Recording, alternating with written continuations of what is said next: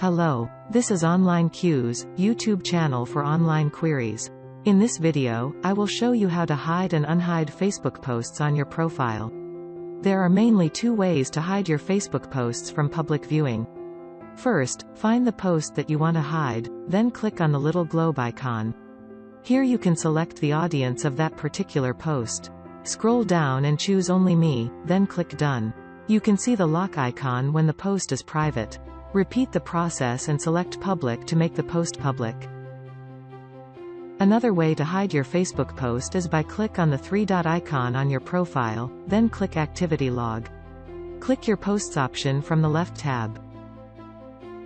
Find the post that you want to hide, then click on three-dot icon and choose Hide from Profile.